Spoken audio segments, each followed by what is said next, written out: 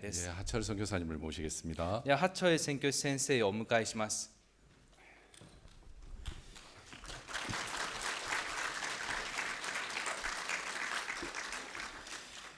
레위기 16장을 보겠습니다. レビ記の16章を見ます。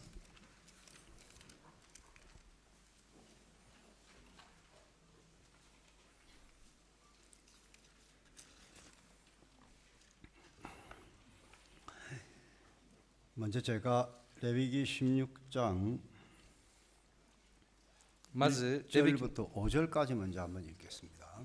レビ記の16章の1節から5節まで先に読みます。 아론의 두 아들이 여호와 앞에 나아가다가 죽은 후에 여호와께서 모세에게 말씀하시니라. アロンの2人の子の死後、すなわち彼らが主の前に近づいてそのために死んで後、主はモーセに告げられた。 여호와께서 모세에게 이르시되 네 형 아론에게 이르라. 성소의 장한 법궤위 속죄소 앞에 무시로 들어오지 말아서 사망을 면하라. 내가 구름 가운데서 속죄소에 나타남이니라. 主はモーセに仰せられた。あなたの兄アロンに告げよう。かつての時に垂れ幕の内側の聖所に入って箱の上の贖いの蓋の前に行ってはならない。死ぬことのないためである。私が贖いの蓋の上の雲の中に現れるからである。 아론이 성소에 들어오려면 수송아지로 속죄 제물을 삼고 수양으로 번제물을 삼고 アロンは次のようにして聖所に入らなければならない。罪のための生贄として若い牛、また全焼の生贄としてお羊を携え、 거룩한 세마포 속옷을 입으며 세마포 고이로 살에 입고 세마포 띠를 띠며 세마포 간을 쓸지니 이것들은 거룩한 옷이라.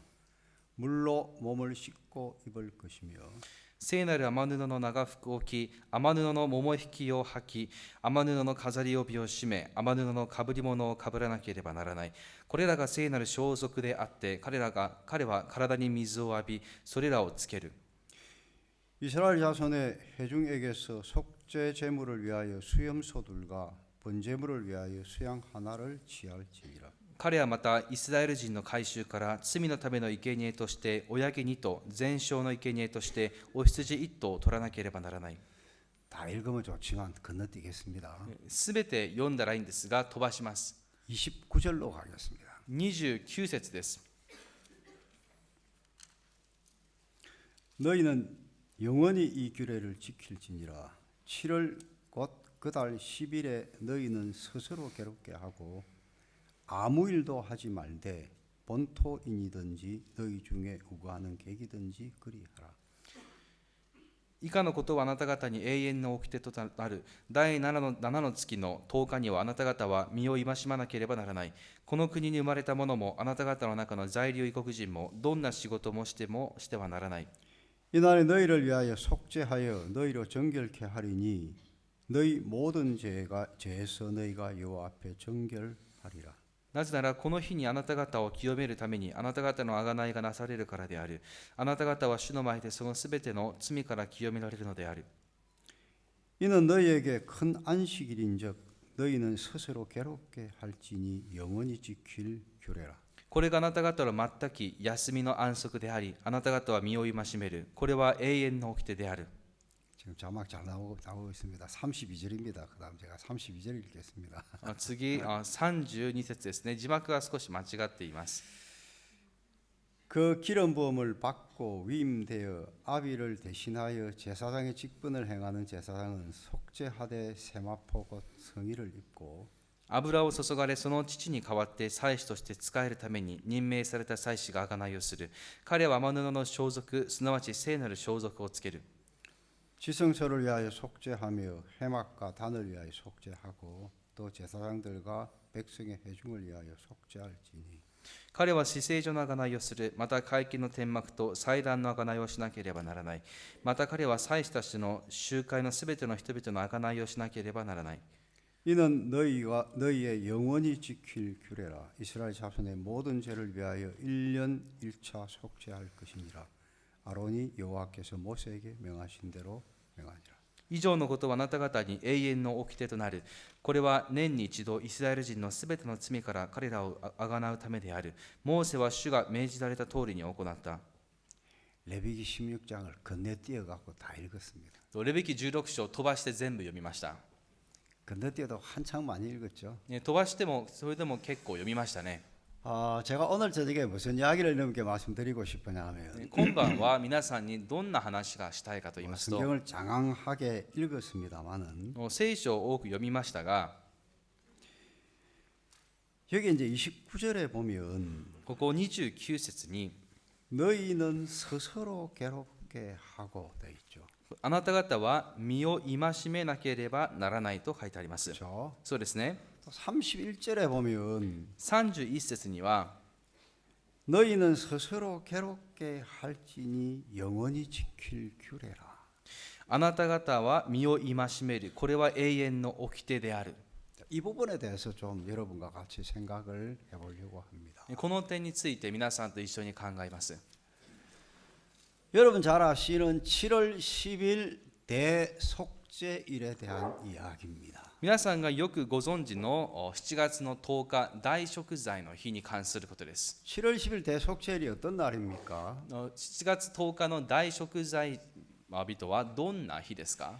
이스라엘 백성이 1년 동안 지었던 죄가 다 사해지는 날입니다. イスラエルの民たちが1年にかけて犯した罪がすべて許される日です。 그렇죠. そうですね。 물론 평민이 죄를 지을 때마다 양이나 염소를 끌고 성막에 가서 죄사함을 받을 수 있습니다. もちろん一般の人が罪を犯した場合、ヤギや羊を連れて一人一人が罪をあがなってもらうこともできます。 근데 이제 이스라엘 백성의 입장에서 보면 しかしイスラエルの民たちの立場からしてみれば、 이 방법으로는 절대로 죄에서 벗어날 수가 없는 거예요. その方法では決して罪から逃れることができません。 제가 여러분께 물어봅시다. 皆さん質問です。 여러분은 이스라엘 백성이 아니고 일본 사람이죠. 皆さんはイスラエル人ではなく日本人ですね。 여러분 하루에 죄 몇 번 짓습니까? 皆さんは一日に罪を何回犯しますか？ 몇 번 지어요? 何回犯しますか？ 한 번, 1回、 두 번, 2回、 세 번, 3回、 네 번. 4回。 그래 많이 지어요. そんなに犯すんですか？ 다섯 번, 5回ですか？ 여섯 번, 6回、 일곱 번. 7回、 일곱 번 더 많이 죄 짓습니까? 7回以上罪を犯しますか？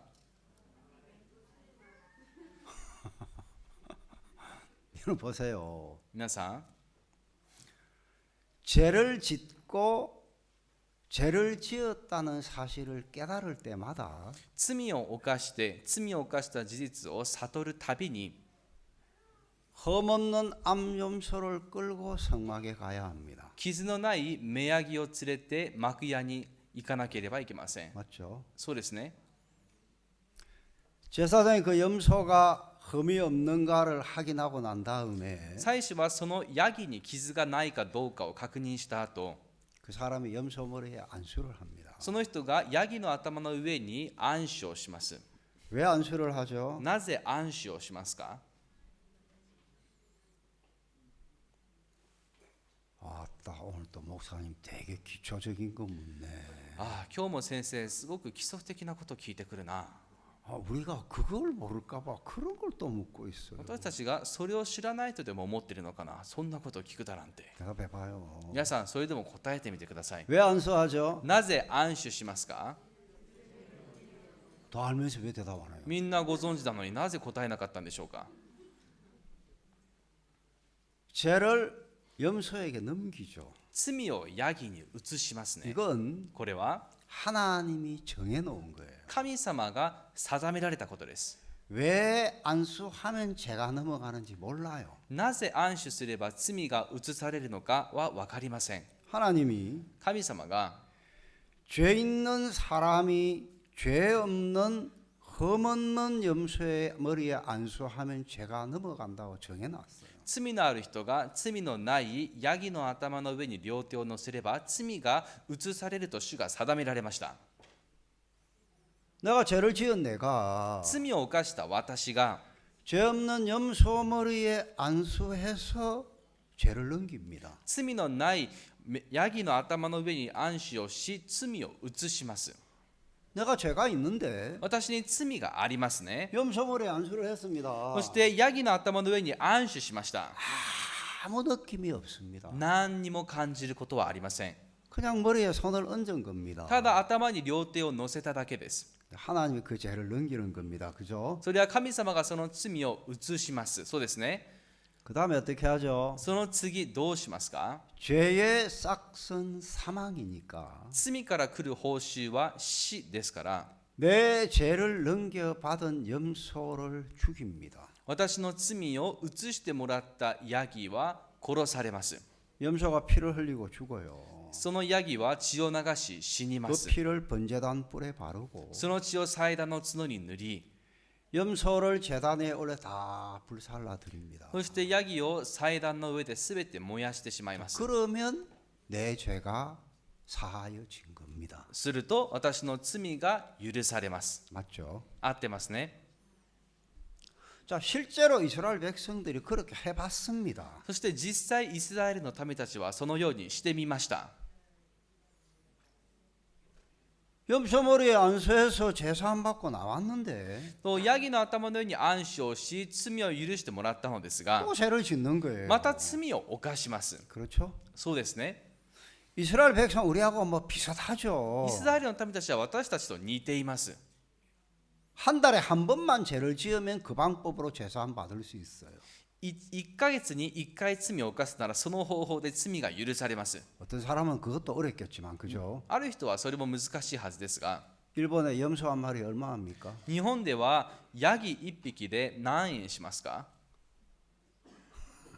염소가 잘 안 보이던데 ヤギあまり見かけなかったのですが、 쉽지 않겠죠, 그죠? そう購入も簡単ではないはず 이 です。 방법으로는 이스라엘 백성들의 입장에서 볼 때 죄가 사해지지 않는 겁니다. この方法ではイスラエルの民たちの側から見たときに罪が許されません。 근데 하나님이 7월 10일 날을 대속죄일로 정해놓고 そして神様は7月10日を大贖罪の日に定め、 아론 대제사장이 백성을 대표해서 염소머리에 안수를 합니다.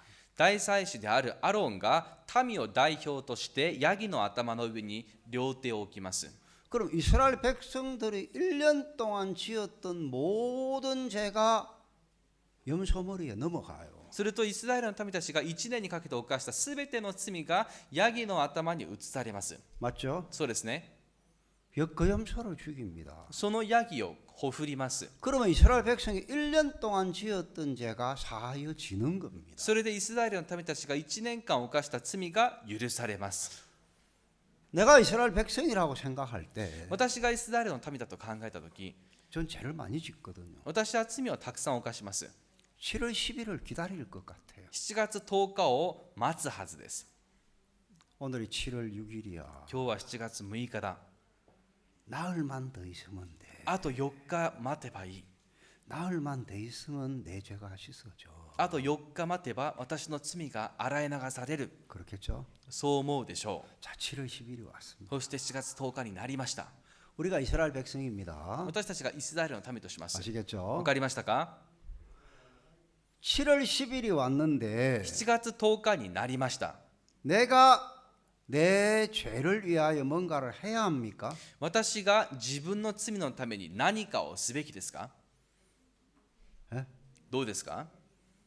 아무것도 내가 할 일이 없죠. 自分がすべきことは何一つありません。 7월 10일 날 7月10日、 이스라엘 백성들이 해야 될 일은 아무것도 없습니다. イスラエルの民たちがすべきことは何一つありません。 누가 일을 합니까? 誰が働きますか？ 대제사장이 일을 합니다. 大祭司が働きます。 대제사장이 염소머리에 안수하고 大祭司がヤギの頭の上に暗唱し、 대제사장이 백성의 죄 우리의 죄를 염소에게 넘기고 大祭司が民たちの私たちの罪をヤギに移し、 대제사장이 그 염소를 죽이고 大祭司がそのヤギをほふり、 대제사장이 그 피를 번제단 뿔에 바르고 大祭司がその血を祭壇の角に塗って、 대제사장이 그 피를 성소에 뿌리고 大祭司がその血を聖女に撒いて、 이스라엘 백성은 아무것도 할 일이 없습니다. イスラエルの民たちは何一つすることがありません。 맞습니까? 合ってますか？ 7월 10일 날 7月の10日、 마코토가 誠が、 마코토 어디 갔노? 誠どこにいますか？ 마코토가 이스라엘 백성인데 誠がイスラエルの民です。 장막에서 술을 마시고 있었어요. そう幕屋でそう天幕でお酒を飲んでいました。 술을 안 마시면 할 줄. 彼はお酒を飲んだことがないからやり方がわからないようですね。 마코토가 장막에서 술을 마시고 있었어요. 誠は天幕テントでお酒を飲んでいました。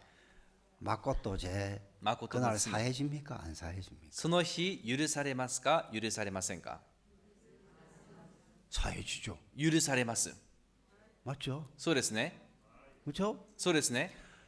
마코토의 행위와 아무 상관이 없어요. 誠の行いと何の関係がありません。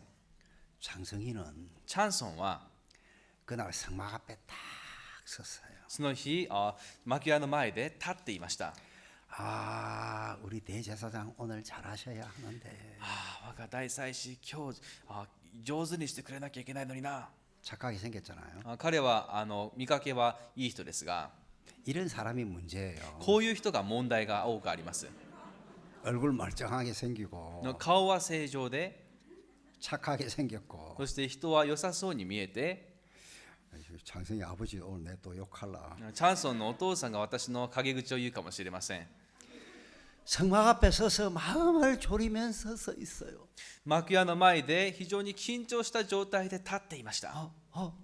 저 염소 죽는 소리 난다. ヤギが死ぬ音が聞こえる。 안수하고 염소 죽겠구나. 今暗唱してヤギを殺したに違いない。 지금 저 휘장 젓는 소리네. 今あれは幕屋の幕を通る音だ。 우리 제사장 드디어 성소 안에 들어갔구나. つまり祭司が聖女の中に入ったんだな。 짜르릉 소리가 나요. チャリンチャリンと音がします。 그 이상하다. 나는 짜르릉 가는데 차링 가. 私はシャルルンって言ったんですが、彼はチャリンと言いました。 이게요. 내가 살아보니까 ちょっと私も変ですよね。 이 어성어 こう擬音語ですか？ 이게 나라마다 다르더라고. これが国ごとに違います。 한국 고양이는 야옹 하고 울거든요. 韓国の猫はニャーオンと鳴きます。 일본 고양이는 어떻게 울어요? 日本の猫はどう鳴きますか？ニャ 야옹해요. ーニャーラゴよ。 야로 이래요. ニャ 야. 냐, 냐. 희한하네. ちょっとそれも変ですね。 캄보디아 고양이는 또 어떻게 하는지 알아요? カンボジアの猫はどう鳴くか知ってますか？ 네옹 이래. ネオンってやつ。 이거 내가요 어성어 배우려고 하니까 엄청 어렵더라고. のこの擬声語を学ぼうと思ったんですけども、難しいと思いました。 한국 닭은 꼭끼요 이래 울어요. 韓国の鶏はコッキヨーと鳴きます。 일본 닭은 어떻게 울어요? 日本の鶏はどう鳴きますか？コケコッコ。 꼭끼 깨꼬 이래 울어요. コケ 캄보디아 닭은 어떻게 우는지 알아요? カンボジアの鶏がどう鳴くか知ってますか？ 꼬끼까오까오 이거 쉽지 않더라고요. 結構難しかったです。 제사장이 피를 들고 성소에 들어가잖아요. の祭司は血を携えて聖女に入ります 성소 が、 앞에 7번 풀을 뿌리잖아요. その 그죠? 聖女の前で7回血を振りかけます 그럼 ね。 제사장 옷에 방울이 붙어 있어요. で祭司のその着物には鈴がついています。 피를 뿌리면 짜르릉 하고 방울 소리가 난단 で 말이에요. それを血をまくたびにこのチャリーンと鈴の鳴る音がします。 우리 장성이는 너무 신실하고 착해가지고 のチャンソンはとても誠実でいい人だから、 오늘이 우리 죄 사함 받는 날인데 今日が罪の許される日なのに、 저 못된 마코토 같으니라고 悪い誠が 오늘 같은 날 장막에서 술을 마셔 今日みたいな日天幕でお酒を飲むだと、 나는 달라 俺は違う。 한 번 뿌렸다 짜라랑 1回巻いた時チャリリン 두 번 짜라랑 で2回チャリン、 이야 7번 뿌렸다 もう7回巻いた。 야 됐다 これでよし、 할렐루야 ハレルヤ。 그날 창성이 이제 씻으시죠 그죠 その日チャンソンの罪は許されますよね。 그죠 そうですね。 마코토 죄는요 誠の罪はどうですか？ 저 나쁜 놈 悪いやつ。 대속죄일날 장막에서 술을 마시고 大食材の日天幕でお酒を飲むだなんてカーッと言いながら、 창성이 죄도 씻어져요 チャンソンの罪も許されますし、 마코토 죄도 씻어져요 誠の罪も許されます。 맞아요 合ってますか？ 7월 10일 대속죄일 날 7月の10日大食材の日、 이스라엘 백성이 무엇을 하든지 간에 イスラエルの民が何をしているにせよ、 대제사장이 하나님이 정해놓은 법대로 제사를 드리면 大祭司が神の定められた通り生贄を捧げれば、 이스라엘 백성이 죄가 씻어진단 말이에요 イスラエルの民の罪が許されます。 맞죠? そうですね。 제가 무슨 마음이 드느냐 하면 そこで私はこのようなことを思いました。 이스라엘 백성들이 대속죄일을 기다리듯이 イスラエルの民たちが大食材の日を待つように、 우리 인간들은 뭘 기다렸습니까? 私たち人間は何を待ちましたか？ 예수님이 십자가에서 우리 죄를 사하는 그날 イエス様が十字架で私たちの罪をあがなわれたその日、 여러분 우리의 죄는 皆さん、私たちの罪は 우리의 행위와 상관없이 씻어집니다 私たちの行いと関係なく洗い流されます。 아멘 アーメン。 예수님이 하나님의 말씀대로 イエス様は神様の御言葉の通り、 우리 죄를 넘겨받고 私たちの罪を移してもらい、 그 죄값을 지불하기 위하여 십자가에 죽으시면 その罪の値を支払うために十字架で亡くなられたなら、 우리 죄는 씻어집니다 私たちの罪は許されたんです。 예수님이 십자가에 다 이루었다고 하실 때 イエス様が十字架で完了したとおっしゃったとき、 우리 죄는 끝이 난 겁니다 私たちの罪は終わりました。 우리는 어려워진 겁니다 私たちは義人になりました。 맞습니까? 合ってますか？ 아멘 アーメン。 여러분 사람들이 皆さん、人々は 죄가 있어서 멸망을 당하는 게 아니에요 罪があるから滅びるわけではありません。 법적으로는 이미 아무도 죄가 없어요 法的に見ればもう誰一人罪を持っていません。 그렇죠? そうですね。 믿든 안 믿든 죄가 없어요 信じるも信じないも罪はありません。 중요한 건 뭐냐면 大事なことは何か、 인간들이 그 말씀을 그냥 그대로 아멘하고 받아들이면 끝이 나는데 人々がその言葉をただアーメンと受け入れればそこで終わりなんですが、 하나님의 말씀과 다른 생각을 붙들고 있다는 거예요 神様の御言葉とは異なる考えを握っているからであります。 다시 말하면 사단에게 속아서 これを繰り返せばサタンに騙されて、 내가 이렇게 죄를 짓는데 내가 죄가 있지 私はこんなに罪を犯しているんだから罪はあるでしょ 사람이 양심이 있지 う。良心というものがないのかい。 어떻게 죄가 없다고 말할 수가 있어 よくも罪がないと言えるもんだな。 이런 그 생각 때문에 멸망을 당하는 거예요 皆さん、その考えのゆえに滅びます。 자 여러분 예레미야 16장을 우리가 자세히 읽어보면 1절에 보세요 皆さん、レビキの16章1節を見てください。 아론의 두 아들이 여호와 앞에 나아가다가 죽은 후에 그래 돼 있죠. アロンの2人の子の死後、すなわち彼らが主の前に近づいてそのために死んだ後と書 자, いてあります。 하나님께서 대속죄일에 대한 법을 말씀하시면서 神様が大贖罪の日に関する法をおっしゃった後、 아론의 두 아들이 여호와 앞에 나아가다가 죽은 후에 그 다음에 속죄일에 대한 법을 말씀하신 거예요. アロンの2人の子が主の前に近づいて死んだその後に贖いに関する話をされました。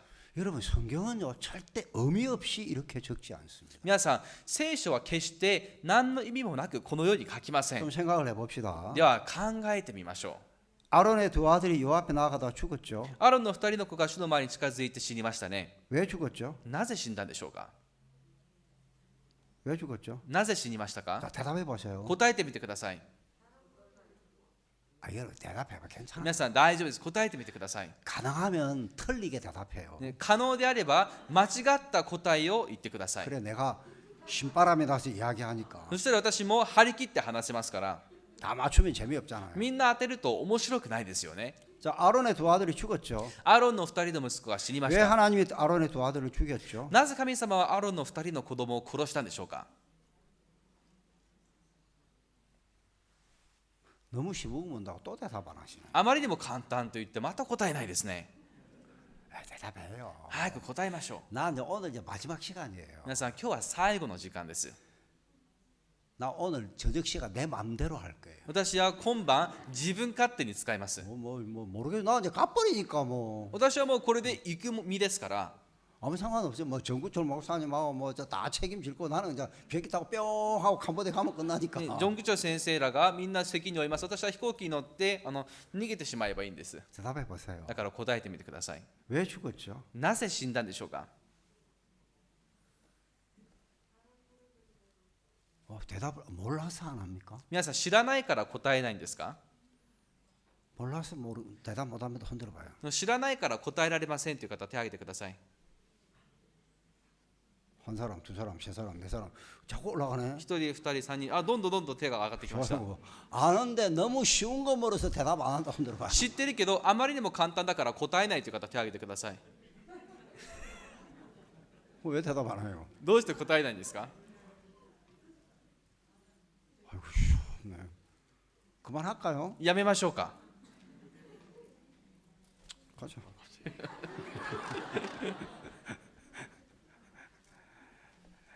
여호와께 다른 불을 드렸죠, 그죠?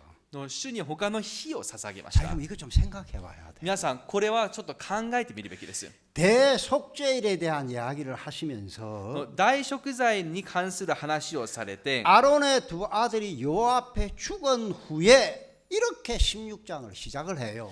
アロンの2人の子が主の前に近づいて死んだと、その後にとそう始まっています。 아론 두 아들이 왜 죽었지? あれ、アロンの2人の子がなぜ死んだのか 맞아, な。 다른 불을 들이다가 죽었지? 他の火を捧げて死んだら、 다른 불이 뭐지? 皆さん、他の火とは何でしょうか。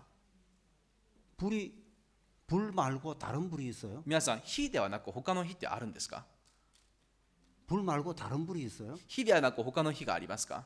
말이 안 됩니까? 言葉になってないですか。 불은 똑같은 불 아니에요? 火は同じ火なのではないでしょうか。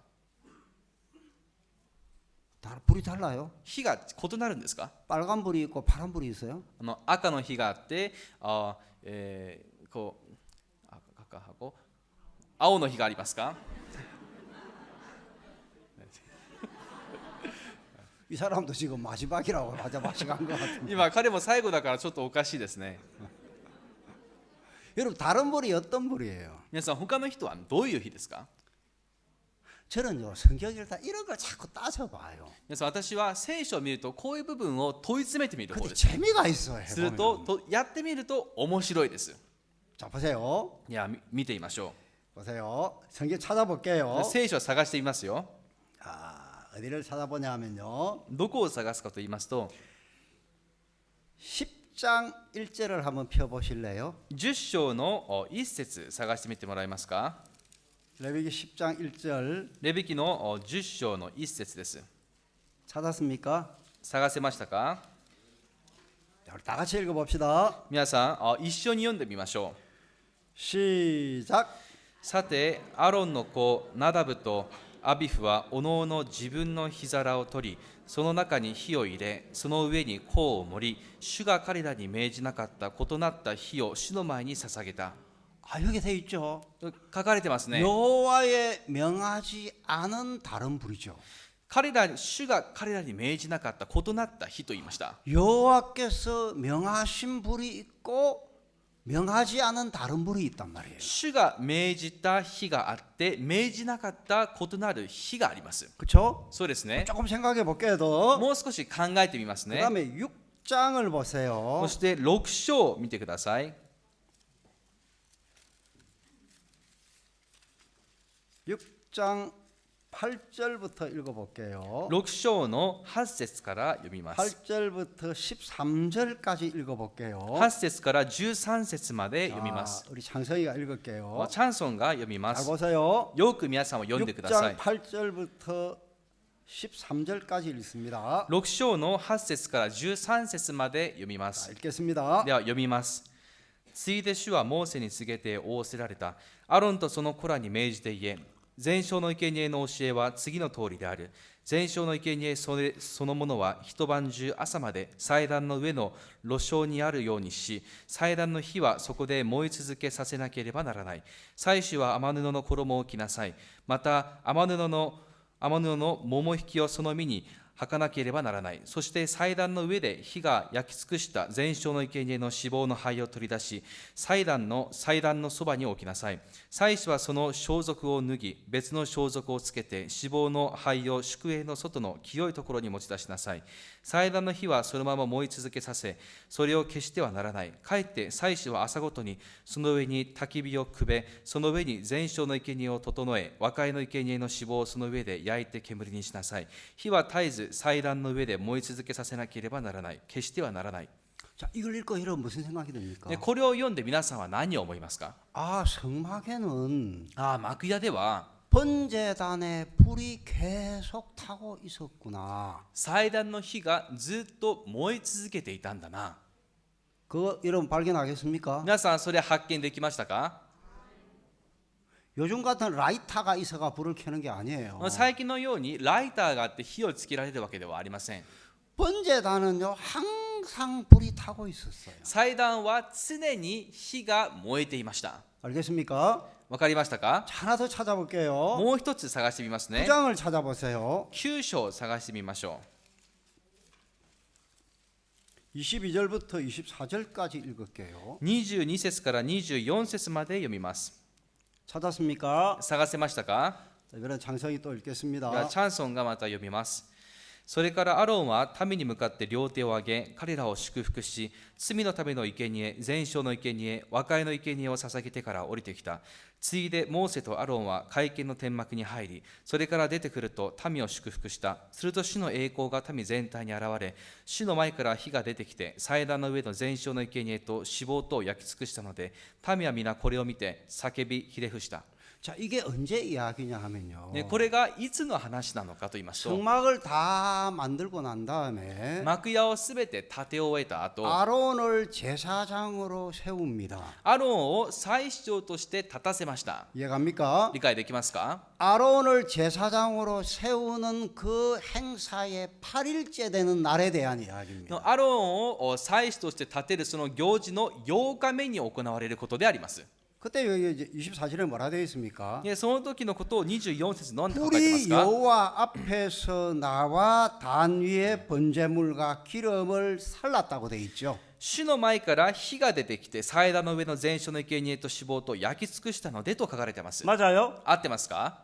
자, 그럼 번제단에 계속 불타고 있는 불은 어디서 온 불입니까? では祭壇の上で燃え続けているこの火はどこから来た火ですか？ 여호와께서 앞에서 나온 불이란 말입니다. 主の前から出てきた火です。 자, 그 불이 번제단 위에 꺼지지 않고 계속 타고 있단 말입니다. その火は祭壇の上で消えずに燃え続けています。 여러분 번제를 드리거나 향을 사를 때 例えば祭壇を生贄を捧げたり香を焚くときに 여호와께로 나와서 번제단에 타고 있는 그 불로 번제를 드리고 향을 사른단 말이에요. 主から出てきて祭壇の上で燃えているその火を使って主に生贄を捧げ香をたぎます。 그러면 여호와의 명하지 않은 다른 불은 어떤 불이에요? では主が命じられていない異なる火とはどんな火ですか？ 성막 안에 있는 불이 아니란 말이에요. それは幕屋の中にある火ではないということです。 맞아요? 合ってますか？ 맞아요? 合ってますか？ 성막 안에 있는 불은 幕屋の中にある火は 아론을 제사장으로 세우는 그 8째 되는 행사하는 날 アロンを祭司とするその8日目の行事の日、 여호와께로 나와서 번제단을 태운 그 불이기 때문에 主の前から出てきた火、その火ですから、 성막 안에는 그 불이 타고 있어요. 幕屋の中ではその火が燃えています。 그러면 여호와의 명하지 않은 다른 불은 뭐예요? それでは主が命じられていない異なる火とは何の火です 성막 か？ 안에 있는 불이 아니란 말이에요. 幕屋の中にある火ではないということです。 이해갑니까? 理解できますか？ 이해가십니까? 理解できますか？ 그러면 조금 생각해봐요. ではまたもう少し考えてみましょ 왜 아론의 두 아들이 다른 불을 들었죠? う。なぜアロンの2人の息子は異なる火を焚いたんで 이건 しょう 제가 か？ 진짜 이렇게 물어보는 거예요. 皆さん、これは皆さんに質問しています。本当に 왜 아론의 두 아들이 번제단 위에 있는 불이 아닌 다른 불로 하나님께 드렸을까요? なぜアロンの2人の子は祭壇の上の火ではなく違う火を異なった火で捧げたんでしょうか？ 저 몰라요. 私は分かりません。 성경 기록 안 되기 잘 これは 모르는데 聖書に記録されていないから分からないこと 여러분 ですが 어떻게 생각해요? 왜 다른 불을 드렸을까요? 皆さんはどう思いますか？なぜ異なった火を捧げたんでしょ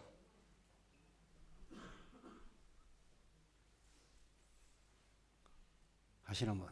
知っている方、 어차피 틀려요. どうせ間違えますから 답이 없어요. 답이. 答えがないです。 나도 모르니까요. 私も知らないことです。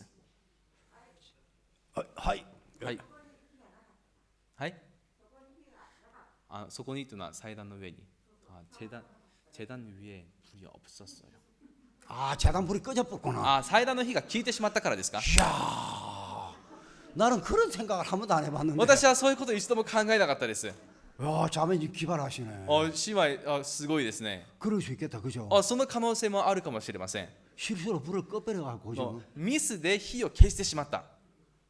그럴 수 있겠네. 또. その可能性もありますね。また他に 예. 아이고, 형제들, 자매님들이 기발하시네. 兄弟たちも姉妹たちの方が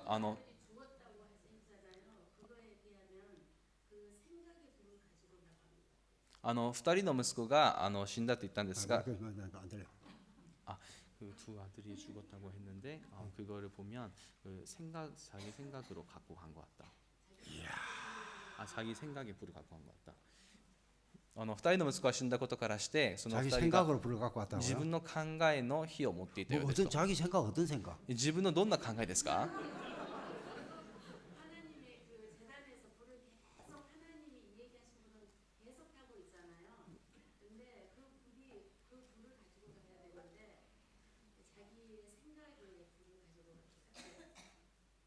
그 재단에 불이 있는데 다른 데서 불 가져오려고 하면 힘들잖아요. 가까이 불이 있는데. 祭壇に火がありますが他からまた火を持ってくるとなると大変なのに 아니 나도 진짜 몰라요. 私も本当に分かりません。 예? 아이고 자매님 진짜 기발하네. 심하게 재단 깼고 불 욕같다 꺼졌어. 불이 없으니까 다른 불 가져와. 祭壇の上の火が消えてるからないから他から持ってきた 다른 と。 생각, 그럼 좋은 이야기예요. それいい考えだと思います。他の考えも。 내가 이래 생각해봤어요. 私はこのように考えてみました。 불이 똑같은 불이지 다른 불이 어디 있어? 火なんてみんな同じ火だ。異なる 그 火なんて 불이나 どこに 저 ある？ 불이나 똑같은 불 아니야? あの火もまたその火も全部一緒なんじゃないかな。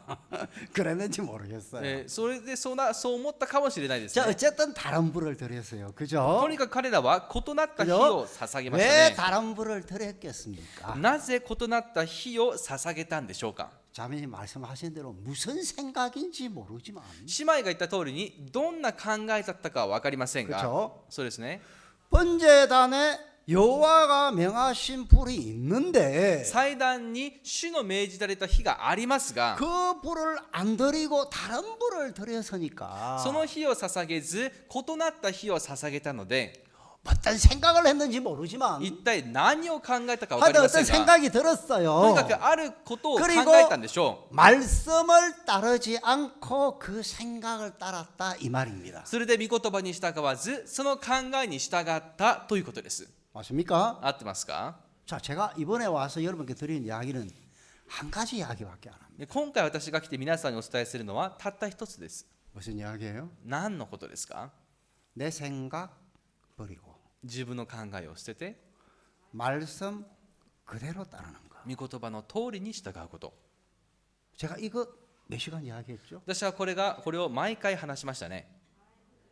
근데 내가 이제 여기 16장을 딱 보니까 それでレビ記の16章を読んでみたとこ 오늘 ろ、 할 이야기 이 이야기예요. 今日話したいのはここです。 29절. 29節。 너희는 영원히 이 규례를 지킬지니라 7월 곧 그달 10일에 너희는 스스로 괴롭게 하고 아무 일도 하지 말라. 以下のことはあなた方に永遠の掟となる。第7の月10日にはあなた方は身を戒めなければならない。 저 스스로 괴롭게 한다는 게 어떤 겁니까? 皆さん、身を戒めるとはどういうことですか？ 칼로 갖고 몸을 막 그리고 하는 겁니까? 何か包丁などで自分の体に傷をつけることですか？ 뭐가 나를 괴롭게 하는 거죠? 何が自分を戒める、韓国では苦しめると書いてあ 자, ります。 여러분 괴로울 때가 어떨 때 괴롭습니까? 皆さん、例えば苦しい時、どういう時ですか？ 예? 여러분 어떨 때 여러분이 괴롭습니까? 皆さんはどういう時に苦しいですか？ 돈이 없을 때요? お金がない時ですか？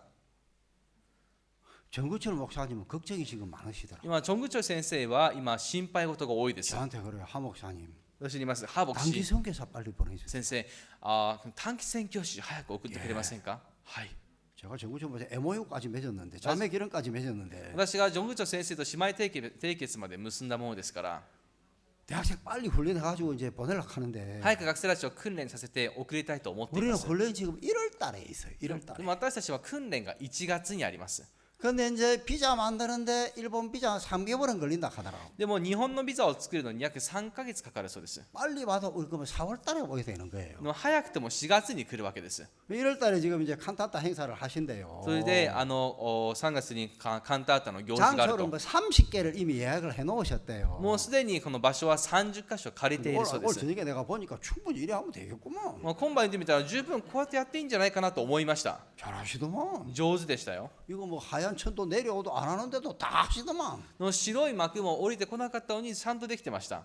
그죠? そうですね。 충분히 뭐 감동스럽게 하시더만. 十分に感動ありました。 아, 우리 칸타타 해야 되는데. カンタータしなきゃいけない。 단기사가 30명은 있어야 되는데 短期宣教師が30人は必要。 10명밖에 없다 하시더라고요. 今10人しかいない。 고민이 많으시더라고. のこう悩みが多いです。 자, 여러분 뭐가 여러분이 제일 고통스러워요? 皆さんは 여러분이 괴로울 때가 언제예요? 皆さんはどういう時に一番苦しいですか？ 자, 대답 안 하면 이제 내가 지적할 겁니다. 答えなかったらこれから私がこう誰か指名します。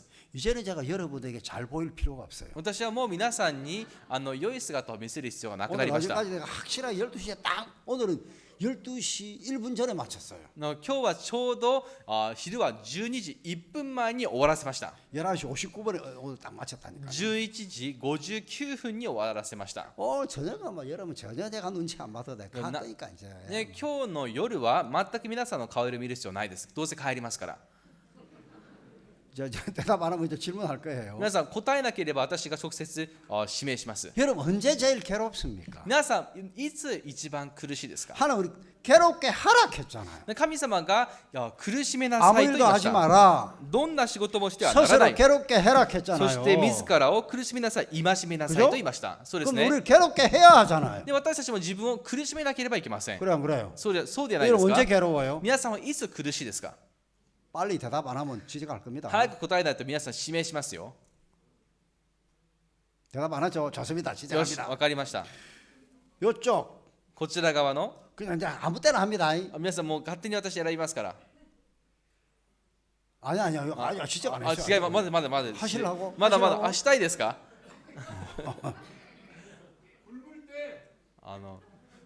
굶을 때. 굶을 때. 植える時。 아이고 정구철 목사님 아마 젊을 때 더 젊을 때 많이 굶으셨는가. ジョング先生若かった頃結構植えたようですね。 여기 다섯째 줄 여기에서 세 번째. この列の 5列目の左から3番目の方 없나? いらっしゃいませんか？ 둘, 셋, 넷, 다섯, 세 번째. 예. そうですね。 예, はい、 예, そう 예. です。 이거 제가 전혀 생각 그냥 무조건 한 겁니다. これはとにかくランダムに選びました。 아 그냥 대답 た 괜찮아요. だ答えてください。 괜찮아요. 괴로울 때 있잖아요. 그죠? 苦しい時ありますよね。 그때가 언제예요? いつですか？悩みが걱정이 있을 때。 걱정이 어떤 걱정이요? どんな悩みですか？悩みがある時と答えました。 어떤 걱정이요? いろいろ여러 가지。 에이, 그런 제가 막 만들거든요. そう答えちゃダメです。いろいろと答えま 정확히 した。 대답해 정확하게. 正確に答えましょ 안 돼. 자, う。じゃあ 줄. それではこちら側ですよ。 세 번째 줄 여기에서 세 번째. 3列目の右から3番目の方。 예예예예 우리 우리 형제 兄弟、メガネをかけた兄弟ですね。 맞죠? 두 번째 두 번째 줄입니까? 줄이요. 네. 세 번째 줄, 세 번째 줄, 세 번째 줄, 세 번째 줄, 세 번째. 세 번째 아무도 안 계시네요. 에? 세 번째 안 계시는데. 아니 세 번째 줄 이쪽이 세 번째. 3列目の右から3番目の 빈자서. 여기 예. 흰 옷 입으시는군요. 예. 흰白い服を着た方ですね。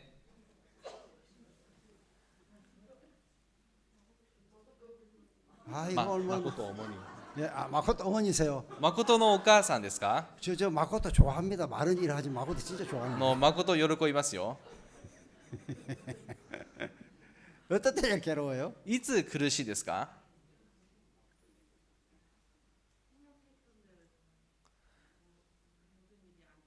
생각했던 대로 모든 일이 안 됐을 때. 생각했던 대로 일이 안 될 때. 네, 思う通りにことが進まないとき。 자, 제가 좀 생각을 좀 해봤어요. 私も考えてみました。 자, 여러분 대속죄일 날 皆さん、大食材の日、 이스라엘 백성이 해야 될 일은 아무것도 없습니다. イスラエルの民たちがすべきことは何もありません。 그렇죠? そうですね。 술을 마시고 있어도 죄는 사해지고 お酒を飲んでいても罪は許されて、 성막에서 서서 마음 졸이며 기다리고 있어도 죄는 사해지고 と幕屋の前で緊張して待っていても罪は許されます。 낮잠 자도 죄는 사해집니다. そして昼寝をしていても罪が許されます。 근데 하나님 한 가지를 명하셨어요. しかし神様が一つ命じられました。 스스로 괴롭게 하고 아무 일도 하지 마라. 自ら苦しめ、つまり戒めて何も仕事もしてもいけない。 다시 31절에 또 이야기해요. そして31節でまた話しま 이는 した。 너희에게 큰 안식일인줄 너희는 스스로 괴롭게 할지니. これはあなた方の全く休みの安息であり、あなた方は身を戒める。 이게 이제 다른 신명기인가 어디 보면 스스로 마음을 괴롭게 하라 돼 있어요. で新明記の聖書を言いますと、自ら心を苦しめよと書いてあります。 같은 뜻이에요. 同じ意味です。 여러분 나를 괴롭게 하는 게 어떤 겁니까? 皆さん、自分を苦しめるものはどんなものですか？ 한 번만 더 물어볼게요. もう一度、もう一人だ 한번 け 대답하실 분. 答えたい方。 예, 용기 있는 勇気ありますね。 예, 손든 자매님. はい、どうぞ。愛が말을 안 들 때。 아이가 말을 안 들 때, 子供が言うことを聞かないときですね。 그냥 괴로워하지 말고 또 패세요. それは苦しまないで叩いてあげてください。 말로 괴로워요. 何をそんな苦しみますか？ 두드러기 배워 고쳐놓으면 되지. そして叩き直せばいいんです。 제가 캄보디아에 갔는데요. 私がカンボジアに行きました。 나 그거 진짜 마음에 안 들어요. 本当に私はそれ気に入らないんですが、 아들이 밥을 안 먹잖아요. 息子がご飯を食べない。 엄마가 밥 들고 숟가락 들고 아들 따라다니면서 밥만. お母さんはご飯を持ってスプーンを手に取って息子をついていきながら 아들은 食べさせます 지맘대로 놀아요. 그러면 엄마가 따라가서 해가 안 파는 죽게 또 놀고. 息子は自分勝手に遊んでお母さんはと言いながら食べさせます。 나는 안 그래요. 私はそうしません。 우리 딸내미가 私は娘がい 지금 て 이제 아가 셋인데 子供を3人持っています。 제가 손자를 너무 좋아하잖아요. 私は孫が大好きです。 여러분 이거는 어쩔 수 없어요. 皆さんこれは仕方がないことです。 할아버지 할머니 그렇죠, 그죠? おじいさんおばあさんの皆さんそうですね。 손자가 할아버지하고 살면 버릇이 나빠져요. 孫はおじいさんと一緒に暮らすと癖が悪くなります。 엄마 아빠가 뭐라고 할아버지 도망오면 되거든. そして何かお父さんお母さんが叱ればおじいちゃんのところに逃げればいいんです。 내가 어떻게 합니까? 私がどうしますか？ 됐다 그만해라. もうそこまでだ。 어디 할아버지 앞에서 손자를 何をおじいさんの前で孫のことをそんな 꼭 뭐라 하면 내가 없을 때 뭐라 해? の叱るときは私がいないときに叱りな 내가 さい。 있는데 손자를 뭐라 하고 그래. おじいちゃんがいないときに孫を叱るなんてダメだ。 그러니까 손자가 버릇이 나빠져요. それで孫はこうしつけが悪く 그 なり 내가 ます、ね。 이러면 안 된다는 걸 아는데 私もこうしちゃいけないとは分かりますが、 이게 조절이 안 돼요. でもこれの調整ができません。 이리 와 괜찮아 괜찮아. 大丈夫大丈夫こっち来て。 그만해 이 사람들아. お前たちやめなさ 아들이 い。 다 그럴 수 있지. 뭘 子供たちは 그렇게 みんなそういうことあるんだもん。 우리 딸이 뭐라 하는지 알아요? 娘が何て言うか。 아빠 お父さん、 아빠 나한테 어떻게 했는지 알아? お父さん私どうしたか知ってる？ 엎드려 맞춰 해가지고 こう四つん這いにならせて、 아빠 몽둥이 들고 내 궁둥이 때리고 お 그랬잖아. 父さん棒で私のお尻叩いたでしょ。 손자한테는 왜 그래? 孫にはどうして？ 야 그게 뭐 어쩌죠? 그게 뭐 할아버지하고 뭐 아빠하고 차이야. それがおじいちゃんとお父さんの違いだ。 또 패요 그냥 괴로워하지 말고 뭘 그 괴로워해요. それ苦しいと思わないで叩いてあげてください。 버릇 딱 고쳐놔면 돼요. それでちゃんと悪い癖直してあげればいいんです。 괴로워하지 마세요. ね、 괴로워하지 마세요. 苦しまないでくださいね。 그래가 또 뭐 캄보디아 하 목사님이 또 패락했다 가고 또 뭐 그러지 마시고 それで後からカンボジアのハー牧師が叩けと言ったんですとか言わないでください。 경찰이 나 잡으러 올라. 警察に私が捕まりますから。 딱 한 번만 더. あともう一人、 다 괴로울 때 있을 텐데. 皆さん苦しい時あるはずですよ。 야 이거 근데 일본은 형제님들은 어떻게 대답을 안 日本 하십니까? は兄弟たちは何も答えないですね。 좋습니다. 大丈夫です。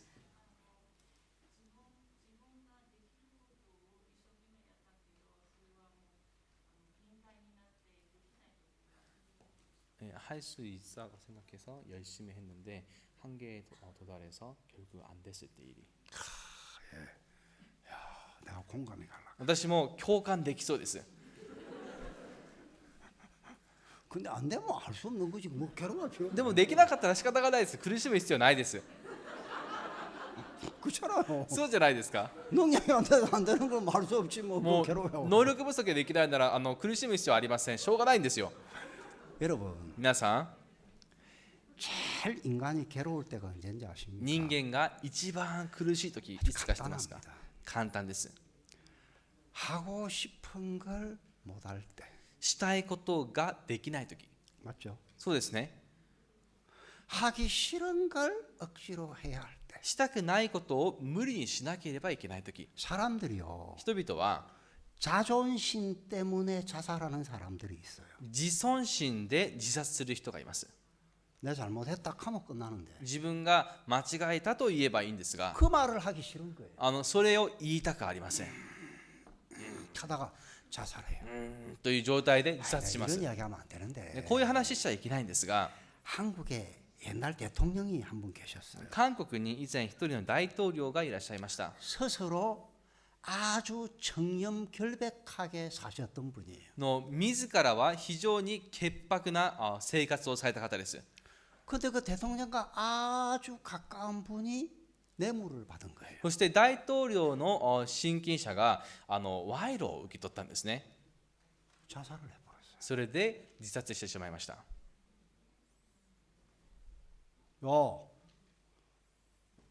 나 대통령 하면서 나 진짜 청렴결백하게 살았다. 私は大統領をする中、本当に潔白だ。 근데 だけど、 대통령 그만두고 나도 좀 먹고 살아야 될 거 아이가? 大統領を辞めた後、私だって生活をしなきゃいけない。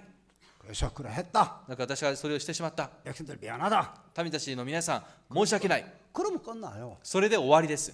근데 그 말을 못 하는 거예요. でも、それが言えません。 내가 이렇게 청렴결백 살아왔는데 自分はこんなに清潔に潔白に生きてきたの 내 に 청렴결백한 이미지가 깨어졌다. 自分のこの綺麗なイメージが砕けた 못 살겠다. ああもう生きてられない 자살해. 自殺してしまいました 여러분 인간이 참 힘든 게 뭔지 압니까? 皆さん人間が一番苦しい時いつか知ってますか 제일 괴로운 게 뭔지 압니까? 一番苦しいことが何か知ってますか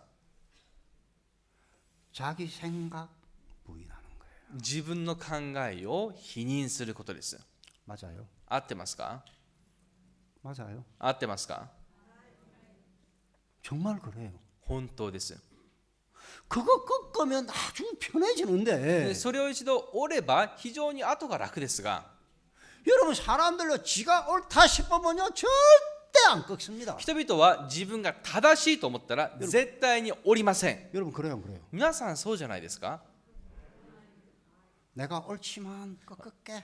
私は正しいけど折ります 그러면 그 사람 진짜 신령한 사람이에요. その人本当に霊的な人です 이해가요? 理解できますか 사람들 그걸 못해요. 人々はそれができません 그러니까 하나님이 대속죄일 날 자기를 괴롭게 하라고 했는데 神様は大食材の日に自 무슨 分を 이야기냐면 戒めなさいと言いましたがそれはどういうことなのか 너를 부인하라는 이야기예요.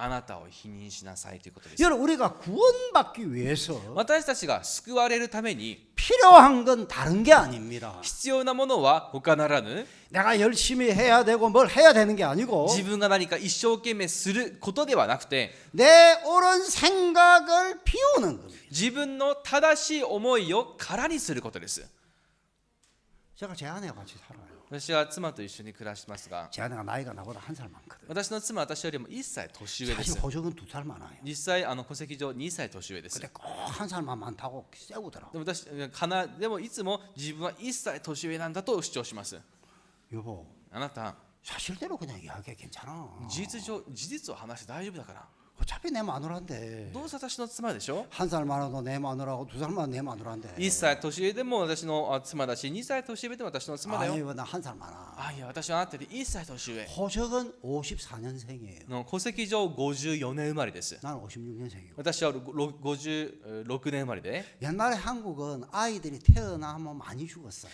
以前韓国は子供が生まれた後よく死にました 그래서 태어나자마자 등록을 하는 게 아니고 だから生まれてすぐ登録しません 1년쯤 있다가 아가 안 죽으면 그때 등록을 해요. 1年くらいしてこの子が死なないと思った時に登録します 그리고 보통 이제 호적보다 실제 나이보다 한 두 살 적게 호적에 등록이 돼요. だからこの実際の年よりも 1,2 歳下の年で戸籍登録されます 근데 제 아내는 태어나기 전에 벌써 호적에 등록을 한 거예요. 私の妻の場合は生まれる前から戸籍に登録されました 이상한 거예요.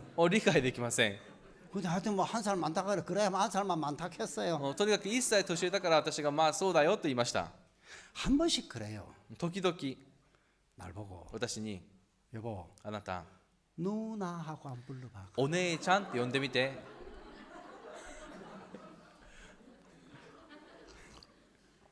제가 부를 것 같아요. 私がそう呼ぶと思いますか 저는 결혼할 때요 私は結婚する時ですね 신조가 하나 있었어요. 信条がありました 공처가가 되지 말자. 紅茶が 두려워할 공 마누라 처. ええ妻を恐れるものにはならないようにしようと 일본도 그런 사람 많습니까? と日本にはそういう人多いですか 아내한테 예. 共済化って言いますかそれではいはいと妻に 일본은 그런 사람 없겠죠. 日本にはそういう人いないですよね 우리 형님은 전부 공처가예요. 私の兄たちはみんな共済化です 월급 열심히 해가 아내에 다 갖다 줘요. 一生懸命働いて給料全部妻に渡します 여보 담배값 좀 줘. あなたちょっとタバコ代くれない 이번 달에 내 친구 또 아이 결혼하는데 부의금 좀 줘. 今回友達の子供が結婚するんだけどちょっとお祝い金ちょうだい 당신은 뭔 돈을 그리 많이 써요? あなたは何をそんなにお金たくさん使うの 남편이 실컷 큰 일에 아내한테 가서 아내 돈 받아서 들어가니까. ね、夫が一生懸命働いて結果妻からお小遣いをもらって生活します。 일본도 그런 사람 많습니까? 日本もそういう方多いですか？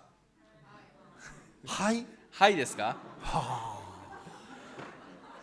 그래서 저는 결혼할 때 だから私は結婚するときに 절대 공처가 되지 말자. 絶対に共済化にはならないでしょ 똑똑한 여자 싫어. う。ね、賢い女なんて嫌だ。 이쁜 여자도 싫어. 綺麗な女も嫌だ。 내 말 잘 듣는 여자. 私の言うことをよく聞く女がいい。 근데 내 소원대로 안 되고 거꾸로 됐어요. でも私が望むようではなく、その逆になってしまいました。 그래서 제 아내가 한 번씩 누나 해보래요. 私の妻が時々お姉ちゃんって言いなさいと言うんですね。 아, 저는 이 성경 진짜 좋아요. 私は聖書大好きです。 그럼 내가 하는 말이 있어요. 私がそれで答える言葉があって、 여보, あなた 사라가 남편 아브라함을 뭐라고 불렀지? サラが夫のアブラハムを何と呼んだ？ 뭐라 불렀어요? 何と呼びましたか？ 자매님도 대답 안 하는 거 봐요. 姉妹たち答えないですね。 형제님도 대답해. 뭐라 兄 불렀어요? 弟たち答えてみてください。何と呼びましたか？ 주여 이래 불렀잖아요. はい、主よと呼びました。 아이고 한번 불러봐라. じゃあそう呼んでみて。 그 말 안 해요. するともう言わなくなります。 여러분 하나님께서 레위기 16장 대속죄일 이야기에서 神様はレビ記の16章大食材の話を通して 분명히 말씀하셨습니다. はっきりと言われました。 자기를 괴롭게 해라. 自分を戒めなさい。 이건요 칼 가져 내 몸을 괴롭게 하는 그게 아닙니다. それは何か刀なので自分の体を 마음을 傷つけるではありません。 괴롭게 하라는 거죠. その心を戒めなさいということです。 무슨 이야기입니까? どういうことでしょうか？ 죄를 씻는 것은 예수님이 다 한다. 罪をあがなうことはイエス様がすべて行う。 아멘. アーメン。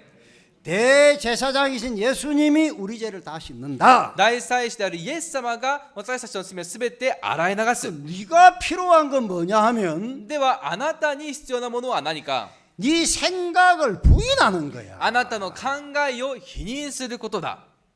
그래 그 말씀을 그대로 그냥 받아들이는 거야. でその御言葉はただそのまんま受け入れます。 여러분 우리가 괴로운 게 뭐가 괴롭습니까? 皆さん私たちの何が苦しいですか？ 하고 싶은데 못할 때 괴롭잖아요. したいのにできないとき苦しいですね。 그죠? そうですね。 그래 안 그래요? そうじゃないですか？ 하기 싫은 거 할 때 괴롭잖아요. したくないことをするとき苦しいですね。 목사님께서 한번 뭐라 하시느냐 하면 パク先生がある日こんな話をされました。 세상에서 제일 행복한 아내가 어떤 아내냐 하면 世界で最も幸せな妻はどんな妻か。 이번이 결혼하기 전에 하고 싶은 일이 있었대요. 結婚する前にしたかったことがあったそうですね。 근데 막 사느라고 이제 그 이제 하고 싶은 일을 못 했어요. それでいろいろと生活で忙しくしたいことができなかったそうです。 결혼을 했어요. 結婚しました。 결혼해가 아이들 낳고 아이들 키우다 보니까 結婚して子供を産んで子供を育てているうちに 정말 하고 싶은데 못 했어요. 本当にしたかったけどできなかった。 아이들이 시집 가고 장가하고 다 보냈어요. 子供たちを嫁に行かせたりまた結婚させたりみんな送りました。 이제 시간도 있고 今は時間もあって 돈도 있고 お金もあって 내가 처녀 때부터 그렇게 하고 싶었던 일을 할 수 있게 된 거예요. そして結婚する前からしたかったそのことができる時になりました。 남편한테 이야기를 했어요. そして夫に話します。 여보 あなた 사실 내가 実はね 결혼하기 전부터 꼭 하고 싶은 일이 있었어요. 私には結婚する前から必ずしたいことがあったの。 그때는 시간도 없고 でも時間もなかったし 돈이 없어서 내가 못했는데 お金もなくてできなかったんだけど 그러 당신과 결혼을 했어요. それであなたと結婚しました。 우리 아이들 키우느라고 で子供たちを育てることで 늘 내 마음에 그 일 하고 싶은데 いつも心の中ではしたいと思いがあったけど 내가 이제까지 못했어요. でも今になるまでできなかった。 여보 당신 알다시피 우리 이제 아들 딸 다 시집 갔잖아. あなたも知っての通りうちの息子も娘もみんな結婚させたでしょ。 내가 이거 하고 싶어요. 私はこれがしたいです。 당신 허락 좀 해주세요. あなた許可してください。 안 돼. ダメ 안 돼. ダメ。 그러면 その場合 눈물을 흘리면서 남편 말을 듣고 자기 마음을 꺾을 수 있는 아내. 涙を流しながら夫の話で自分を折れるその妻。 그 아내가 세상에서 제일 행복한 아내라. その妻が世界で一番幸せな妻だと。 우리와 그리스도의 관계를 이야기하는 겁니다. 私たちとキリストの関係を話しています。 아멘 되십니까? アーメンできますか？ 여러분 이 성경 구석구석 어디를 찾아봐도 皆さん、聖書の隅々どこを探しても 주님이 우리에게 원하는 건 뭐냐면 主が私たちに望まれることは何か。 네 생각 부인해라. あなたの考え否認しなさい。 네 생각 옳지 않아. あなたの考えは正しくない。 네가 볼 때는 네 생각대로 하면 잘 될 것 같이 보일 거야. あなたが思うにはその考え通りにすればうまくいくと思うかもしれないけ 절대 ど、 그렇지 않아. でも決してそうではない。 너를 괴롭게 해야 돼. あなたを戒めなきゃいけない。 아멘. アーメン。 이러면 돼요. こうすればいいんです。 여러분 우리가 죄사함 받은 우리에게 주님이 뭘 바라십니까? 皆さん、罪を許された私たちに主が望まれることは何 우리가 ですか？ 주를 위하여 엄청난 일을 하기를 주님 바라지 않습니다. 私たちが主のために何か大きなことをするのを主は望まれ 우리가 ていま 그런 せん。 사람도 아니고요. 私たちはまたそういうものでもありませんし、 너를 괴롭게 하라는 거예요. あなたを戒めなさい。 여러분 우리 인간들요 진짜 자기 꺾는 거 정말 싫어해요. 人間は自分を折ること大嫌いです。 아멘 되죠? アーメンできますね。 우리 진짜 그렇잖아요. 私たち 그죠? は本当にそうですよね。 어떨 때 말씀 들어도 말씀도 옳은 줄 알지만 내 고집대로 하고 싶을 때가 많잖아요. 時に御言葉を聞いて御言葉は正しいことは分かっていても自分が思い通りにしたいと思うこともありますね。 그렇죠? そうですね。 여러분 우리가 성경 지식이 부족해서 신앙이 안 되는 게 아니에요. 私たちが聖書の知識が不足して信仰生活ができない 우리 わけではあり 다 ません。みんな分かってます。 그런데 내 생각으로 살아가는 거예요. しかし自分の思いに従っていきます。 그것 때문에 주님이 일을 못 하는 거예요. そのせいで主が働き 그것 ません。 때문에 구원을 못 받는 거예요. そのせいで救われることができません。 여러분 구원만큼 세상에 쉬운 게 없어요. 皆さん、世の中に救い以上に簡単なものはありません。 예수님 이제 다 씻었다. 너 죄 없다. イエス様があなたの罪を洗い流した罪がない。 아멘. アーメ 그래 구원이에요. ン。それが救いです。 뭐가 어려? 하나도 안 어려워요. 何が難しいですか？全く難しくありませ 저 ん。 그 이야기 했잖아요. 私がこのことを言いまし 형제 たね。 아버지가 의식이 없는데 兄弟のお父さんが意識を失いました。 나 계속 그 귀에 대고 복음 전하라 했어요. 私がその耳にずっと福音を伝えなさいと言いました。 그 전도사님하고 형제하고 둘이 교대로 계속 이야기했어. 똑같은 이야기 또 하고 또 했어요. 伝道師と兄弟がずっと同じことを繰り返して話しました。 세상에 죽을 것 같은 사람이 살아났어. なんと死にかけていた人が生き返りました。 지금 다시 이제 연세가 많아져서 잘 걷지도 못하고 지금 그러고 계신데. 今はもうお年を召してなかなか歩けない状態にありますが、 그 중에서 의식 잃고 있는 그 상태에 구원을 받았다는 거예요. 意識を失ったその状態で救われました。 쉬워요. 정말 쉬워요. 簡単です。本当に簡単です。 자, 조금만 더 이야기할게요. もう少しだけ話します。 괜찮죠? 大丈夫ですね。 창세기 17장을 한번 해보세요. 創世記の17章を開いてみてください。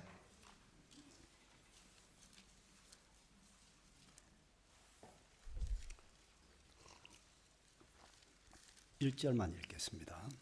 一節だけ読みます。 아브라함의 99세 때 여호와께서 아브라함에게 나타나서 그에게 이르시되 나는 전능한 하나님이라 너는 내 앞에서 행하여 완전하라. アブラムが99歳になった時、主はアブラムに現れこう仰せられた。私は全能の神である。あなたは私の前を歩み、全きものであれ。 자, 이 말씀을 잘 보십시오. 皆さん、この御言葉をよく見てください。 아브라함아 アブラムよ。 나는 전능한 하나님이다. 私は全能の神である。 전능하다는 말이 무슨 말이죠? 全能とはどういう意味ですか？ 모든 일을 다 할 수 있다 이 말이죠. すべてのことができるということですね。 그죠? そうですね。 맞죠? そうですね。 나는 전능한 하나님이다. 私は全能の神である。 너는 내 앞에서 행하여 완전해라. あなたは私の前を歩み、全きものであれ。 영어로 perfect죠. perfect. 英語ではパーフェクトです。 그죠? そうですね。 여러분 완전해요? 皆さん全うされていますか？ 완전해요? 本当に全うされていますか？ 교만하게 완전하단다. 와. なんと高慢なことでしょう。まあ完全だなんて。 거짓말 안 해요? 嘘じゃないですか？ 해요? あ、嘘つきますか？ 근데 완전해요? それでも全うされてるんですか？ 내가 이건 억지로 하는 소리고. 私はこれ無理に皆さんに話してるだけですね。 이걸 완전하다는 게 무슨 말입니까? ここで話している全きものとはどういうことですか？考えてください。 17장에서 하나님이 아브라함을 완전하라 했잖아요. 17章で神様がアブラハムに全きものであれと言われました。 지금 아브라함이 완전합니까? 안 합니까? では今アブラハムは全うされていますかいませんか？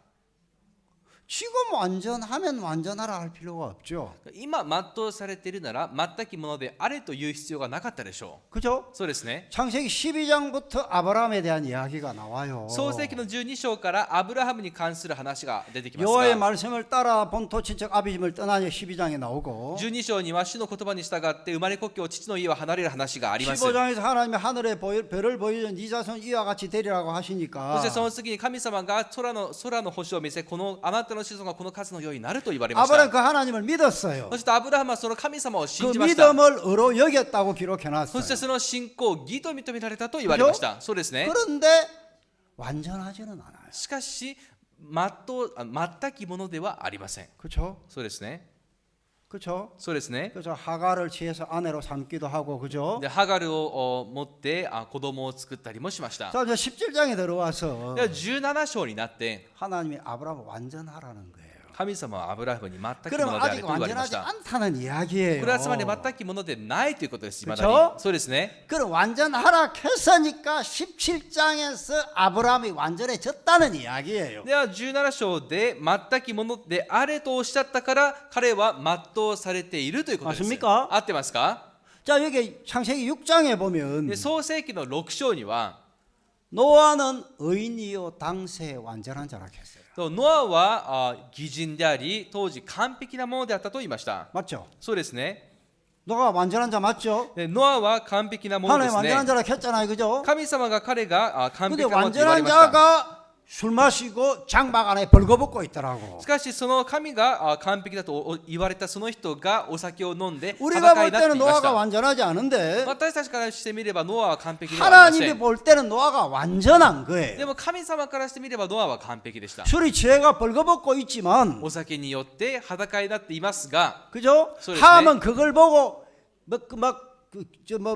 그랬지만 でそしてそれをハムが見ていろいろありましたが、 하나님 볼 때 노아는 완전한 자예요. 神様が見た時ノアは完全な人でした。 그러면 では 우리가 생각하는 완전과 주님이 생각하는 완전이 다르단 말이에요. 私たちが考える全きことと主が考える全きことがそれが異なるということですね。 그렇죠? そうですね。 우리가 생각하는 완전한 거는 거짓말도 안 하고 욕심도 안 가지고 막 그런 사람을 완전하다고 할지 모르지만 私たちが言う全きものといえば嘘もつかない何も悪いことをしないそういう人を指すかもしれません。 하나님이 생각하시는 완전은 그거 아니에요. しかし神様がおっしゃる全きものとはそういうものではあり 나는 ません。 전능한 하나님이다. 私は全能の神である。 너는 내 앞에서 행하여 완전하라. あなたは私の前を歩み全きものであ 이게 れ。 무슨 말입니까? これはどういうことですか？ 나는 私は 다 할 수 있어. すべてできる。 나만 믿어. 私だけ信じなさい。 내 말만 그대로 믿어. 私の言葉をそのまま信じなさい。 그러면 너 완전한 자야. その場合あなたは全きものだ。 이해갑니까? 理解できますか？ 아브라함이 완전한 자가 되니까 완전한 자가 된 아브라함을 성경은 어떻게 설명하느냐 하면 それで全きものとなったアブラハムについて聖書は何と表現していますか？ 아브라함이 자기 몸이 죽은 것 같은가 사라의 태가 죽은 것 같은 걸 알았는데 アブラハムは自分の体が死んだも同然なものである。そしてサラの体が死んだも同然であることを知りながらも 다시 말하면 もう一度繰り返せば 자기 몸이 죽었어요. 自分の体が死んだんです。 사라의 태가 죽었어요. サラの体も死にました。 다시 말하면 사라가 경수가 없단 말이에요. つまりこのサラはもう身ごもりません。 난자가 형성이 안 된단 말이에요. 卵子が形成されません。 아이를 절대 못 갖는다 걸 안단 말이에요. 子供を絶対持てないことは分かっています。 근데 아브라함은 그걸 무시하고 아들을 주신다는 말씀을 그냥 믿었단 말이에요. しかしアブラハムはそれを無視して子を与えてくださるその言葉を信じました。 이게 완전이에요. これこそ全きものです。 아멘. アーメン。 레위기 16장에서 レビ記の16章では 자기를 스스로 괴롭게 해라. 自ら戒めなさい。 다른 이야기 아니에요. これは他ならぬ 네 생각 버리라냐. あなたの思いを捨てなさいということです。 네 하고 싶은 거 못 하고 あなたがしたいことができず、 하기 싫은 걸 해야 하고 したいことをしたくないことをしなければいけません。 그때 우리 마음이 괴로운 거예요. その時心が苦しいです。 맞아요. 合ってますか？ 나를 부인하는 거예요. 自分を 여러분 否認し 성경 ます。 전체가 우리에게 하는 이야기는 皆さん、聖書全体が話していることは、 네 생각 부인하고 あなたの思いを否認して、 네 옳은 생각 부인하고 あなたの正しい思いを否認して、 내가 말을 그대로 믿어. 私が言うことをその通りに信じなさい。 그러면 내가 얼마든지 너한테 일할 수 있어. すると私があなたにいくらでも働ける。 가락하면 가고 行けと言えば行って、 오락하면 오고 来いと言ったら来て、 일어나라 하면 일어나고 起きなさいと言えば起きて、 실로암에가 씻으라 하면 실어가 씻고 シュラムに来て洗いなさい、洗います。 오라 그러면 물이로라도 그냥 가고 そして来いと言ったら水の上でも行きます。 아멘. アーメン。 이게 하나님 앞에서 완전입니다. これが神様の前での全きものであります。 하나님은 전능한 분이기 때문에 神様は全能の神ですか 우리 ら、 도움이 필요하지 않습니다. 私たちの助けが必要で 우리 はあり 그냥 ません。 하나님 그분을 그냥 바보같이 믿는 겁니다. ただ私たちを見ながらも主はただひたすら待っているだけです。 아멘 하는 거예요. アーメンと言うんです。 그러면 주님이 일을 하십니다. 主がその時働かれます。 여러분 우리가 이 큰 구원을 받았습니다. 私たちはこんなに素晴らしい救いを受けました。 우리가 구원받을 때 私たちが救われた時、 하나님은 이렇게 말씀하셨을 겁니다. 神様はこのように言われたは 이제 ずです。 됐다. もうこれでよし。 내가 너한테 일할 수 있게 돼. 私があなたの中で働けるようになった。 내가 너를 위하여 일할 수 있게 돼. 私があなたのために働けるようになった。 내 말만 믿어. 私の言葉だけを信じなさい。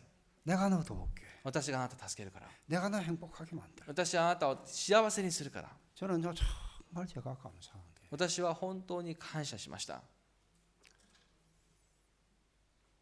제 삶 속에 큰 사건이 있을 때마다 私の生活の中で大きな事件があるたびに、 저는 제 생각을 안 따랐습니다. 私は自分の思いに従いませんでした。 교회와 종의 인도를 받았습니다. 教会としもべの導きを受けました。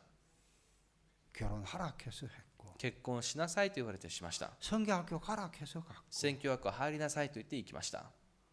캄보디아 가락해서 갔고 カンボジアに行きなさいと言われて行きました。 그게 내게 그렇게 행복한 거예요. それが私にとって大きな幸 내 せです。 아내가 암으로 죽어갈 때 私の妻ががんで死にかかっていた時、 내가 생각을 했습니다. 考えました。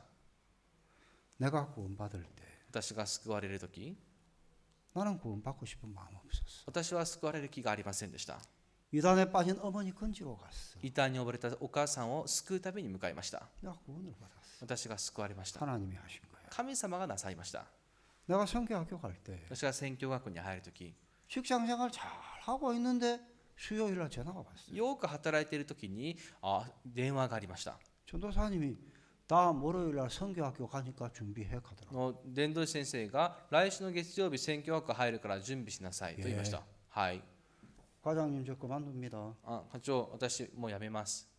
더 좋은 자리가 생겼어요? 何かもっといいところもらったんですか？ 아니요 그게 아니고 저 야. 성교학교 가야 돼요. そうじゃなくて私宣教学校に入らなければいけません。 그러면 안 되겠네. じゃあダメだね。 그래가 성교학교 갔어. それで宣教学校に入りました。 목사가 됐어요. 牧師になりました。 저는 교회 책 만드는 일 제가 하고 있었거든요. 私は教会の制作の仕事をしていました。 혹시 여러분 소책자 얇은 소책자 못가의 사람들하고는 책자 보셨습니까? 皆さん小さい小冊子ですか？そのもう一回サラムデリアその井戸の周りの人々見たことありますか？ 베데스다 못가의 사람들. すみません。ベテスダの池の周りの人々っていうその小冊子、その本ですね。 내가 컴퓨터 사가지고 처음으로 내가 만든 책자. 私がパソコンを買って初めて作った小冊子です。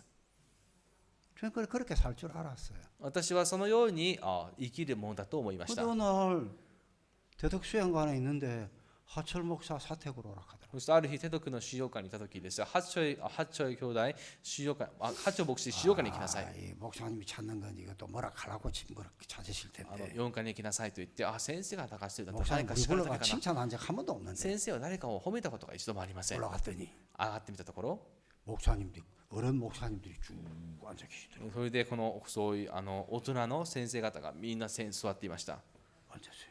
それでこう座って、 날 또 보시네. 私は何 한 목사. 私を見て、ハ牧師、 자네 캄보디아 위하여 기도하고 있다면서? あなたカンボジアのためにお祈りしてるそうだね。 예? 私が뭐한 번도 기도해 본 적이 없어요. 一度もお祈りしたことありませんでした。 내가 너무 예하니까 목사님 약간 민망하신가 봐요. 私があんまりも多くというから先生もちょっと困ったようで、 그러면 기도해보고 나한테 이야기하게. それならお祈りしてみて私に言ってね。 예. はい。 한 번도 내가 생각 안 해봤거든. 一度も考えたことがあり 저는 ませんでした。 캄보디아가 아프리카에 있는 줄 알았어요. 私はカンボジアがアフリカにあると思っていました。 근데 뭐 보니까 베트남하고 태국 가운데 있더라고. するとベトナムとタイの間にありました。 그때 어떤 목사님 한 분이 내 옆에 내려오시더니 一人の先生が私の隣に来ては、 한 목사 캄보디아 갈 때 컴퓨터 한 대 가져가야지. ハ牧師、カンボジアに行くときパソコン1台持っていかなきゃね。 예? 그때 우리 목사님들이 컴퓨터 쓸 자격 있는 사람은 김우경 목사님하고 나 둘밖에 없었어요. 当時先生方の中でパソコンを使える資格を持つ人はキム・ギョン牧師先生と私しかいませんでした。 아무도 그때 컴퓨터 안 써요. 그때 95년도 96년도니까. 当時95年96年代ですから、もう誰一人私たち以外パソコンを使える人はいませんでした。 에이씨 다 정해놨구만. なんだよ、別に決めてるじゃないか。 내가 기도할 필요가 없는 거네. 私がお祈りする必要ないじゃないか、決めといて。 그래요 캄보디아 갔더니. それでカンボジアに行きました。 내 뜻대로 안 살았어요. 私の意のまま生きていませ 막 ん。 이게요. これが 지나고 나서 보니까 너무 내가 행복한 거예요. 過ぎて振り返ってみるととても幸せです。 내가 암으로 죽어가는데 私の妻ががんによって死にかかっていました。それで考えました。 내가 구원받고 싶어 받았나 하나님이 날 구원하셨지. 私が救われたいと思った日、神様が救ってくださった。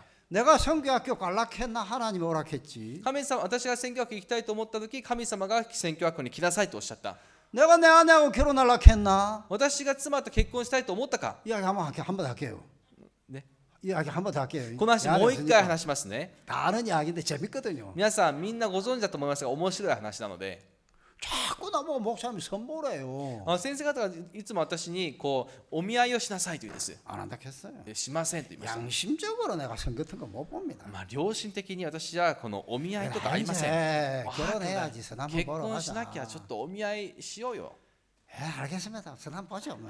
わかりました。もうまあやりましょ 그래갖고 대구 중앙교회로 う。 갔어요. テグ中央教会に行きました。 예배당 이래저래 하나님 제가 왔습니다. それで礼拝堂これからの広さで来ました。 옆에 보니까 웬 아줌마 한 사람 기도하고 있다. 隣見たらなんかおばさん一人がお祈りしていました。 웬 아줌마가 있네. なんか誰かいるんだな。 사택에 들어갔어요. で社宅に入って、 목사님이 그 자매 들어오라 캐. 先生が姉妹呼んできなさい。 그 아줌마가 들어오는 거예요. するとそのおばさんが入ってきました。 나보고 이제 그 계명대학교 벤치 가서 우리 보고 서로 교제하고 오라 하더라. 私にケミョン大学のベンチに行って2人で交わりしてきなさいと。 내가 남자잖아요. 私が男ですから、 자매님 갑시다. 姉妹行きましょ 갔어요. う。行きました。 나무 밑에 있는 벤치에 앉았어요. で木の下のベンチに座りました。 그 자매님이 나보고 막 하냐면 その姉妹が私に言いました。 저는요 私はですね、 복음 위에서 살아야 돼요. 福音のために生きなきゃいけません。 우와 이 여자 세다. この人強い。 나 지금 교회 떠났다가 돌아온 지 3개월 됐는데 私教会から離れて帰って3ヶ月目なのに、 우와 이 자매 복음 위에 살아야 된다고. 何この姉妹福音のために生きなきゃいけない。 그 다음에 한마디 더 해요. それでもう一言付け加えました。 저는요 私はですね、 제 안에 그냥 입떡 이래갖고 그죠? 私の妻はいつもこうやってちょっと尖らせています。口を。 저는요 私はですね、 사람 말을 들으면 마음을 알아요. 人の言葉を聞くと心がわかるんです。 무시? 何？ 이 여자가 지금 내 마음을 안단 말이야? この人僕の心がわかるって。 내가 남자니까 私がそれでも男ですから、 자매님 갑시다. 姉妹行きましょ 그래서 사택에 들어왔어. う。社宅に入り戻りました。 목사님이 나보고 뭐래요? 하영재 어쩔란가? 先生が私に聞きました。兄弟どうする？ 싫어요. 嫌ですってここまで行きました。 그때 목사님이 뭐라 하냐 하면은 その時先生がこのように言いました。 자매는 교회 뜻에 순종하려 하네. 姉妹は教会の心に従おうとしているよ。 근데 그 말을 왜 했겠어요 나한테? それをなぜ私に話したんでしょうか。 그 말은 아이고 내가 하나님 은혜로 교회 떠나도 돌아왔어. それで私が神様の恵みで教会から離れていたんですが戻ってき 내가 て、 지금 이 자매 싫다, 이 자매 좋다. 私があの姉妹 그래 안 되잖아. あの姉妹が嫌い、あの姉妹はいい、そんな言える立場ではありません。突然そんな考えが生じました。 나도 그냥 예 했어요. 私もただはいと答えてしまったんです。 그런데 뭐 그냥 바로 돌아왔더만은 내일 양가 부모 만나자 하는 거예요. 突然先生が振り向いて受話器を取って明日両家の親会いましょうと。 그 다음날 우리 어머니 올라와가지고 부모님 만나고 それでその次の日私の親も来て両方の親同士で会って 바로 예단 뜨러 가고 すぐに服を準備しに行って 일주일 뒤에 딴딴딴딴 1週間後にタンタンタタンと 난 참 감사해요. 私は感謝します。 내 아내가 암으로 죽어갈 때 私の妻ががんで死にかかっていた時、そうだ、 나를 캄보디아 보내신 분이 주님이야. 私をカンボジアに送ってくださった方は神様だ。 내 마음 따라온 게 아니야. 私の心にできたわけではない。 하나님이 캄보디아 나 보내가지고 神様が私をカンボジアに送って 내 마누라 죽여서 호랩이 만들라고 보내셨겠나? と私の妻を殺して私一人身にさせるために送ったんだろうか。 그런 하나님 아니야. そんな神様ではない。 내 아내 안 죽을 수 있어. 私の妻は死なないんだ。 처음으로 내 마음에 그 마음이 들었어. 初めてそのように思いました。 여러분 내가 내 생각으로 내 판단으로 살아왔으면 私が自分の考え、自分の 내 判断に 마음에 よって生きていたなら 절대로 그 마음 아니랍니다. 私の心から絶対そういう心が生じません。 여러분이 여러분 생각 따라가면서 皆さんが皆さんの考えについていきながら 하나님이 날 돕는다 그 마음 안 일어납니다. 여러분. 神様は私助けてくださるという心生じません。 아멘. アーメン。 여러분의 생각 따라가는 건 사단을 따라가는 거예요. 皆さんの考えについていくことはサタンについていくことです。 아멘 해봐요. アーメンって言ってください。